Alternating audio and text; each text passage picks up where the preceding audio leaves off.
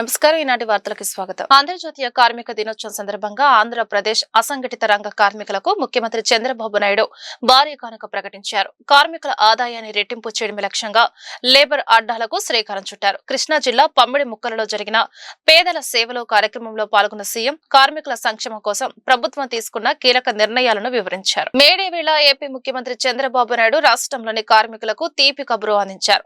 రాష్ట్ర వ్యాప్తంగా 15 ముఖ్య ప్రాంతాల్లో అత్యాధునిక వసతులతో లేబర్ అడ్డాలను ఏర్పాటు చేయనున్నట్లు ప్రకటించారు. ఇది కేవలం ఎండ వానల నుంచి రక్షణ ఇచ్చే షెల్టర్లు మాత్రమే కాకుండా కార్మికుల నైపుణ్యాన్ని పెంచే స్కిల్ డెవలప్మెంట్ కేంద్రాలుగా మారుతాయని సీఎం స్పష్టం చేశారు. అంతర్జాతీయ కార్మిక దినోత్సవం సందర్భంగా ఎన్టీఆర్ జిల్లా వైఎస్ఆర్సీపీ కార్యాలయంలో వేడుకలు మిన్నంటాయి.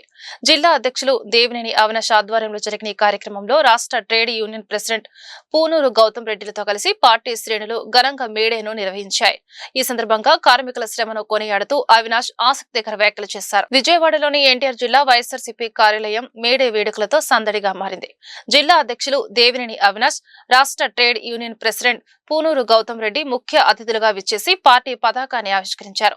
అనంతరం కార్మిక సోదరుల మధ్య కేక్ కట్ చేసి వారికి శుభాకాంక్షలు తెలియజేశారు. ఈ సందర్భంగా దేవినేని అవినాష్ మాట్లాడుతూ సమాజ నిర్మాణంలో కార్మికుల పాత్ర అమోఘమని కొనియాడారు. దేశం ఈ రోజు ఇంత అభివృద్ధి చెందింది అంటే అది కార్మికుల రక్తం చెమట వల్లనేనని స్పష్టం చేశారు. గత వైఎస్ఆర్సీపీ ప్రభుత్వంలో ముఖ్యమంత్రి వైఎస్ జగన్మోహన్ రెడ్డి కార్మికుల సంక్షేమానికి పెద్దపీట వేశారని, వారి హక్కుల కోసం ఎల్లప్పుడూ ముందున్నారని గుర్తు చేశారు. ఈరోజు ఎన్టీఆర్ జిల్లా వైఎస్ఆర్ కాంగ్రెస్ పార్టీ ఆధ్వర్యంలో అధ్యక్షులు విశ్వనాథ్ రవి గారు ఆధ్వర్యంలో వైఎస్ఆర్ కాంగ్రెస్ పార్టీ కార్యాలయంలో కార్మికుల ఒక వైఎస్ఆర్ టీయూసీ ఫ్లాగ్ జెండాను వందన కార్యక్రమం చేయడం జరిగింది. ఈ కార్యక్రమంలో పెద్దలు వైఎస్ఆర్ కాంగ్రెస్ పార్టీ రాష్ట్ర వైఎస్ఆర్ టీయూసీ అధ్యక్షులు పెద్దలు గౌతమ్ రెడ్డి గారు, ఎంప్లాయీస్ వింగ్ అధ్యక్షులు పెద్దలు చంద్రశేఖర్ రెడ్డి గారు, మా విజయవాడ నగరానికి సంబంధించిన వైఎస్ఆర్ కాంగ్రెస్ పార్టీ నాయకులు, మరీ ముఖ్యంగా ఆటో సోదరులు, వివిధ వర్గాల కార్మిక సోదరులు అందరూ గారు పాల్గొని ఈరోజు జెండా వందన కార్యక్రమం చేయడం జరిగింది. ఈరోజు జగన్మోహన్ రెడ్డి గారు ఒక నాయకత్వంలో గత 5 సంవత్సరాలు కార్మిక సోదరులకి మంచి చేసిన ప్రభుత్వం ఏదో ఉందంటే అది వైఎస్ జగన్మోహన్ రెడ్డి గారు ఒక నాయకత్వంలో వైఎస్ఆర్ కాంగ్రెస్ పార్టీ. ఈరోజు ఈ 2 సంవత్సరాల కూటమి ప్రభుత్వం ఆధ్వర్యంలో ఆటో డ్రైవర్లు కానివ్వండి, కార్మిక సోదరులు కానివ్వండి, చివరికి ఉపాధి హామీ పథకం కింద పనులు చేసుకునే సోదరులు గారా ఇబ్బంది పడే పరిస్థితి ఈరోజు ఈ రాష్ట్రంలో ఉంది అని చెప్పి సందర్భంగా చెప్తున్నా. కార్మికుల గురించి, కార్మికులుగా ఒక సోదరుల గురించి మీడియా సమన్వయకర్తగా ప్రసాద్ అందించిన సేవలు అద్భుతమని, ఆయన జిల్లా యంత్రాంగానికి ఒక పెద్ద ఆస్తి అని ఎన్టీఆర్ జిల్లా కలెక్టర్ లక్ష్మీషా కొనియాడారు. తన 13 ఏళ్ల సర్వీసులో అనేక జిల్లాల్లో పనిచేశారని, కానీ ప్రసాద్ వంటి సమర్థుడైన మీడియా పర్సన్ ఎక్కడ చూడలేదని పేర్కొన్నారు. సమాచార శాఖలో పనిచేస్తున్న అధికారి వివి ప్రసాద్ రిటైర్మెంట్ నేపథ్యంలో హనుమాన్పేటలో జరిగిన ప్రత్యేక కార్యక్రమంలో జిల్లా కలెక్టర్ లక్ష్మీషా, సమాచార శాఖ అధికారులు, మీడియా మిత్రులు పెద్ద ఎత్తున పాల్గొన్నారు. ఈ సందర్భంగా వారు మాట్లాడుతూ మీడియా రంగంలో ఎదురయ్యే సవాళ్లను, క్లిష్టమైన సమస్యలను అధికారుల వరకు వెళ్లకుండానే ఎంతో చాకచక్యంగా పరిష్కరించడంలో ఆయన సిద్ధహస్తులన్నారు. సమాచార మార్పిడిలో ఎలాంటి గ్యాప్ లేకుండా చూస్తూ సకాలంలో సరైన నిర్ణయాలు తీసుకోవడంలో ఆయన కీలక పాత్ర పోషించారన్నారు. 29 సంవత్సరాలు విజయవాడ సెంటర్లోనే పనిచేశాను. ఈ 29 సంవత్సరాలుగా నాతో నడిచినటువంటి మీడియా మిత్రులు, వారికి సేవ చేసే భాగ్యం ఆ భగవంతుడు నాకు కల్పించినందుకు నేను చాలా గర్వంగా ఫీల్ అవుతున్నాను. ఇటువంటి గొప్ప శాఖలో నాకు పనిచేసే అదృష్టం కల్పించిన ఆ భగవంతుడికి సదకృతజ్ఞతలు. నేను, నా శ్రీమతి ఇద్దరు కూడా సమాచార శాఖలో పనిచేస్తూ సాధ్యమైనంత వరకు నా సేవలు ఎక్కడ లోటు రాకుండా అందించగలిగే ఆత్మస్థైర్యాన్ని ఎప్పుడు కల్పించమని చెప్పి ప్రతిరోజు అమ్మవారిని వేడుకుంటూ ఉండేవాడిని. అలాగే ఈ రోజు వరకు, చివరి రోజు వరకు కూడా నా తల్లి నాకు ఆ మనోబలాన్ని అందించారు. చిత్ర రామచంద్రన్ జిల్లా కలెక్టర్ గారు ఇక్కడ పనిచేసిన నాటి నుండి ఈ రోజు వరకు జిల్లా కలెక్టర్ గారు లక్ష్మీశాస్త్రి గారు ఉన్నప్పటి వరకు కూడా అందరి కలెక్టర్ల దగ్గర కూడా నేను వాళ్ళకి సర్వీస్ ఇవ్వడం జరిగింది. సో ఇంతకుముందు కలెక్టర్ల దగ్గర పనిచేస్తున్నప్పుడు ఒక తీరు, ఇంతకుముందు జిల్లా కలెక్టర్గా ఇప్పుడు ఒకసారి స్మరించుకుంటున్నాను ఢిల్లీరావు గారు. అలాగే ఆ సార్ కూడా నాకు ఒక ఫ్యామిలీ మెంబర్ లాగా ప్రతి విషయానికి మా ఇంటికి రావడం కానీ వాళ్ళ ఇంటికి అలాగే నేను వెళ్ళడం కానీ జరిగేది. తర్వాత లక్ష్మీ శాస్త్రి ఇక్కడికి జిల్లా కలెక్టర్గా వచ్చినప్పుడు మల్కజ్గిరి పోలీస్ కమిషనరేట్ కు కొత్త సారథి వచ్చారు. సీనియర్ ఐపీఎస్ అధికారిని సుమతి నేడు బాధ్యతలు స్వీకరించారు.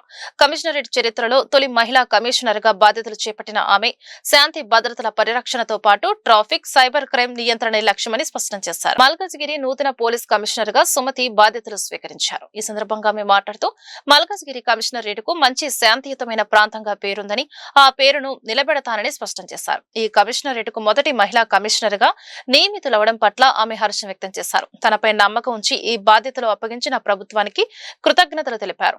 టెక్నాలజీ సాయంతో క్వాలిటీ పోలీసింగ్ అందిస్తామని, మల్కజ్గిరిలో ప్రధాన సమస్యగా ఉన్న ట్రాఫిక్ మేనేజ్మెంట్ ను కట్టుదిట్టం చేస్తామని హామీ ఇచ్చారు. అలాగే పెరుగుతున్న సైబర్ నేరాల పట్ల అప్రమత్తంగా ఉంటామని, సైబర్ క్రైమ్ రిపోర్టింగ్ మరియు రెస్పాన్స్ ను మరింత వేగవంతం చేస్తామని ఆమె వెల్లడించారు.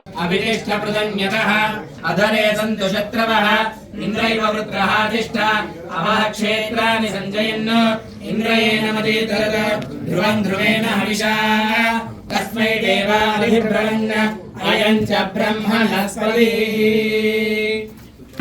అస్తు. నూతన పదవీ బాధ్యత స్వీకార యోగ్యతా బల సిద్ధి.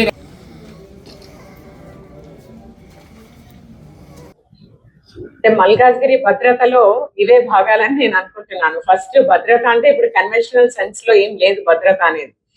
సైబర్ పరంగా, ఫైనాన్షియల్ పరంగా, ఇప్పుడు మీ ఆస్తి మీకు ఇంపార్టెంట్, మీ ఇల్లు మీకు ఇంపార్టెంట్, మీ మూమెంట్ మీకు ఇంపార్టెంట్, ఎవరికైనా అంతే కదండి. అదంతా భద్రతతో కూడుకున్న విషయమే. దాంట్లో ముఖ్యమైన ఘట్టాలే once you go out of the house you have to reach back safely. That is one. దానికి పోలీసు ఏమైతే ప్రయత్నం చేయాలో మీ మూమెంట్ లో, దాన్ని మేము కొంత ఇంప్రూవ్ చేయడానికి ఖచ్చితంగా ప్రయత్నం చేస్తాం. ఒకటి. రెండు, మీరు ఇంట్లో ఉన్నప్పుడు ఏదైతే పోలీసింగ్ కి సంబంధించిన ఇష్యూస్ ఏమి ఉన్నా కూడా, when it comes to your awareness on cyber crimes, తర్వాత ఎస్పెషల్లీ యూత్ కి సంబంధించి, పిల్లలకు, విమెన్ కి సంబంధించి ఏవైతే క్రైమ్స్, ఇన్సిడెంట్స్, గాస్లీ క్రైమ్స్ ఉన్నాయో, అంటే ఏ క్రైమ్స్ అయితే అవ్వకూడదు, అవుతే స్టాండర్డ్స్ మనవి, మానవీయ కోణము, తర్వాత క్రైమ్ ఎలా ఉంది అని అనుకునే లాంటి క్రైమ్స్ మీద ఖచ్చితంగా ఫోకస్ చేస్తాము. And security of citizens, response to the citizens ఖచ్చితంగా ఇంప్రూవ్ చేస్తాం. కళాశాలలు ఎక్కువ ఉన్నాయి,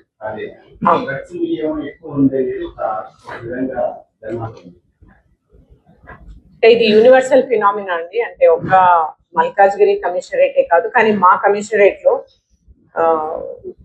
ఎక్కడైతే డ్రగ్ వినియోగం ఎక్కువ ఉంది, ఎందుకు ఎక్కువ ఉంది అన్నది స్టడీ. మోస్ట్ ఇంపార్టెంట్లీ ఇప్పుడు ఒక ఎడ్యుకేషనల్ ఇన్స్టిట్యూషన్సే కాదు, అక్కడికి రీచ్ అవ్వడానికి ఎందువల్ల అక్కడికి రీచ్ అవుతున్నాయి అన్న కోణం నుంచి వి విల్ డూ ఇట్.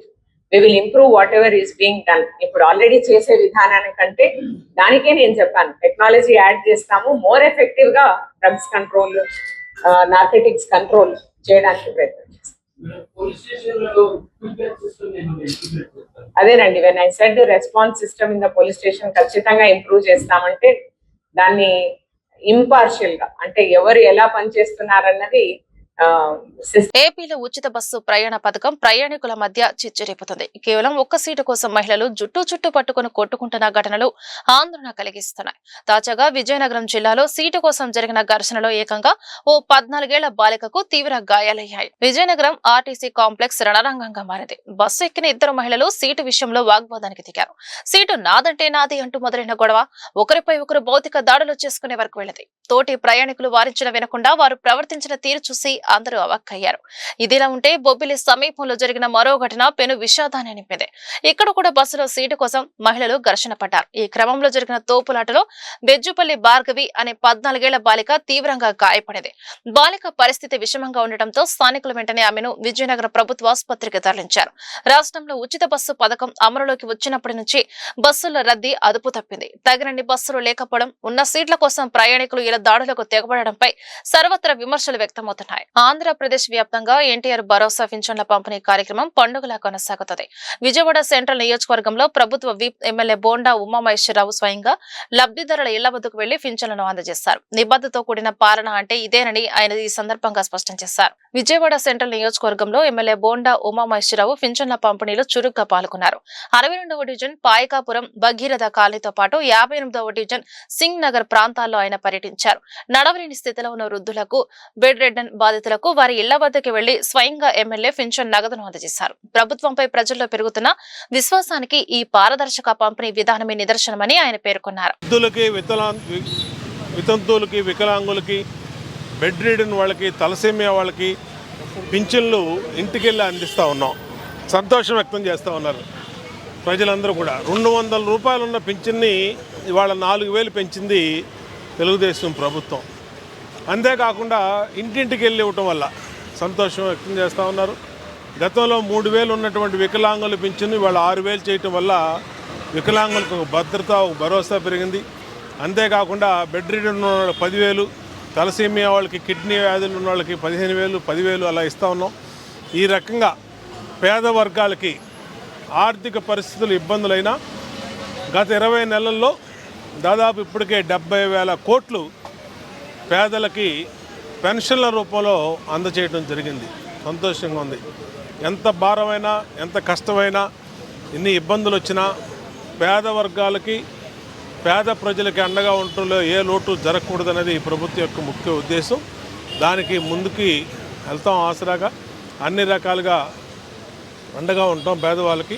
ఈరోజు 62వ డివిజన్లో డివిజన్ పార్టీ అధ్యక్షుడు రాజారావు, ప్రభుత్వ whip Vijayawada central MLA Bonda Umamaheswararao దంపతులు వివాహ వార్షికోత్సవం మరియు మేడే సందర్భంగా నగరంలో పలు సేవా కార్యక్రమాలు నిర్వహించారు.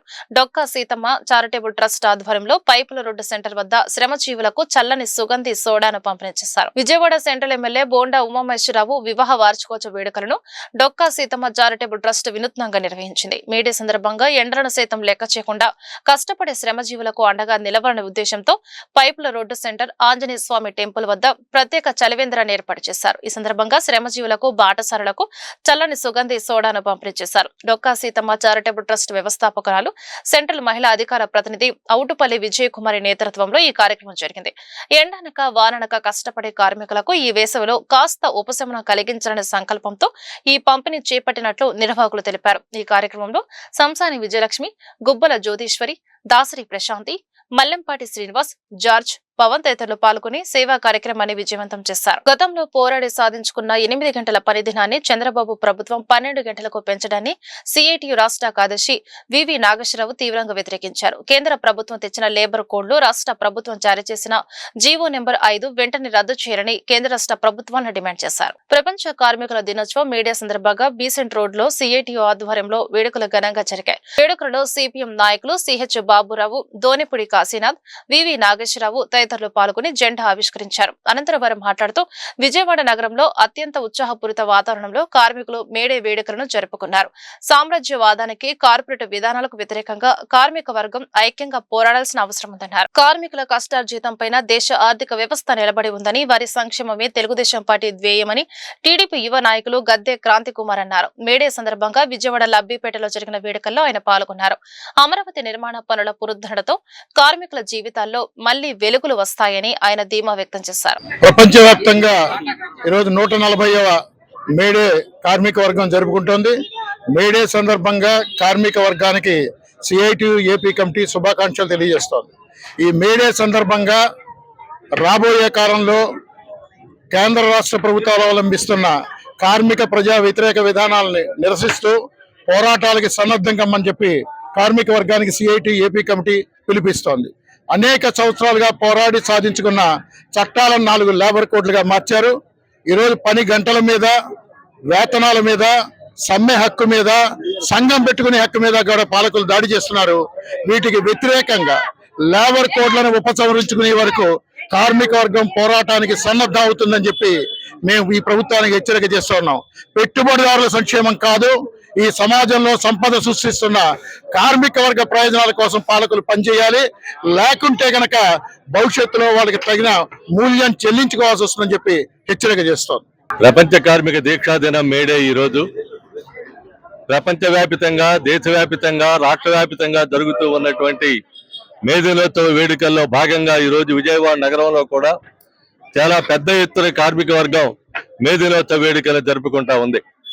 150 కేంద్రాల్లో కార్మిక వర్గం ఈ రోజు వివిధ రంగాలు, అసంఘటిత రంగం కానీ, సంఘటిత రంగం కానీ, నగరంలో ఉన్నటువంటి చిరు వ్యాపారులు కానీ, షాపు ఉద్యోగులు కానీ, ఆటో రంగం కానీ, ముఠా రంగం కానీ, మున్సిపల్ రంగానికి సంబంధించినటువంటి వివిధ విభాగాలకు చెందినటువంటి కార్మికులు కానీ మొత్తం కలిస్తే 150 కేంద్రాల్లో ఈ రోజు అత్యంత ఉత్సాహపూరితమైనటువంటి వాతావరణంలో మే దినోత్సవాన్ని జరుపుకున్నారు.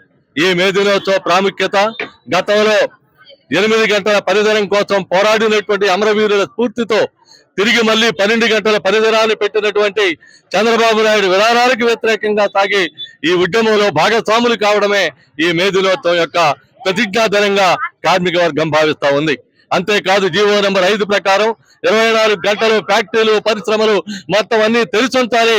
అందులో 2 షిఫ్ట్ల పద్ధతిని, 2 పనుల 24 గంటల పద్ధతిని ప్రవేశపెట్టాలని చెప్పినటువంటి కార్మిక వ్యతిరేక విధానాలకి, మోడీ లేబర్ కోడ్స్ కి వ్యతిరేకంగా జరుగుతూ ఉన్నటువంటి ఈ సందర్భంలో మే దినోత్సవానికి ఉన్నటువంటి ప్రాధాన్యత, మేడే ప్రతిజ్ఞాధనంగా భావించి ఈ రోజు కార్మిక వర్గం వివిధ సందర్భాల్లో, వివిధ కేంద్రాల్లో, వివిధ చోట్ల దీనికి ఉన్నటువంటి ప్రాధాన్యతను తెలుసుకునేటువంటి దానికోసం కార్మిక వర్గం ప్రయత్నం చేసి పెద్ద ఎత్తున విజయవాడ 7వ డివిజన్ పరిధిలోని లబ్బిపేట పీవీపీ మాల్ వద్ద మేడే వేడుకలు ఘనంగా జరిగాయి. టీడీపీ యువ నాయకులు గద్దె క్రాంతి కుమార్ ఈ కార్యక్రమంలో పాల్గొని టీఎన్టీయూసీ మరియు పార్టీ జెండాలను ఆవిష్కరించారు. కార్మిక సోదరులకు శుభాకాంక్షలు తెలియజేయడమే కాకుండా ఎండ తీవ్రతను దృష్టిలో ఉంచుకుని వారికి మజ్జిగ, లస్సీ ప్యాకెట్లు మరియు స్వీట్లను పంపిణీ చేశారు.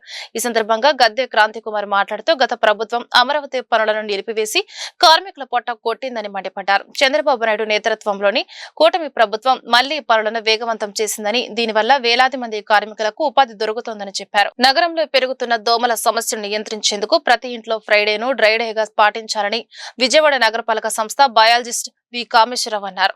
శుక్రవారం ఉదయం కుండవారి, కండ్రిక పరిసర ప్రాంతాలలో ఫ్రైడే డ్రైడే కార్యక్రమం నిర్వహించి ఆ ప్రాంతాల్లో గల ప్రజలకు అవగాహన కల్పించారు. ఈ సందర్భంగా బయాలజిస్ట్ వి కామేశ్వరరావు మాట్లాడుతూ నగరంలో దోమల సమస్యను నియంత్రించేందుకు విజయవాడ నగరపాలక సంస్థ విస్తృతమైన చర్యలు తీసుకుంటుందని, అందులో భాగంగా నగరంలో ఉన్న కాలువల్లో పూడికలు తొలగించి నీటి ప్రవాహం ఎక్కడ ఆగకుండా చూసుకుంటున్నారన్నారు. ఇందిరా కీలాద్రిపై భక్తుల ప్రభంజనం కొనసాగుతుంది. వైశాఖ పౌర్ణమి మేడే సెలవు దినం కావడంతో విజయవాడ కనకదుర్గమ్మ సన్నిధికి భక్తులు పోటెత్తారు. రద్దీ దృష్ట్యా ఆలయ అధికారులు కీలక నిర్ణయాలు తీసుకున్నారు. సామాన్య భక్తులకే తొలి ప్రాధాన్యత ఇస్తూ వీఐపీ దర్శనాలను తాత్కాలికంగా రద్దు చేశారు. క్షేత్రస్థాయిలో ఏర్పాట్లను పర్యవేక్షిస్తున్నారు ఆలయ ఈవో సీనా నాయక్. విజయవాడ ఇందిరా కీలాద్రి భక్తజన సందర్భమైంది. వైశాఖ పౌర్ణమి శుక్రవారం, దానికి తోడు వరుస సెలవులు రావడంతో తెల్లవారుజాము నుంచి క్యూ లైన్లు కిక్కిరిసిపోయాయి. పౌర్ణమి సందర్భంగా అమ్మవారు స్వర్ణ కవచ అలంకారంలో భక్తులకు దర్శనమిస్తున్నారు. లక్ష కుంకుమార్చన, చండీ హోమం వంటి ఆర్జిత సేవల్లో భక్తులు పెద్ద సంఖ్యలో పాల్గొంటున్నారు.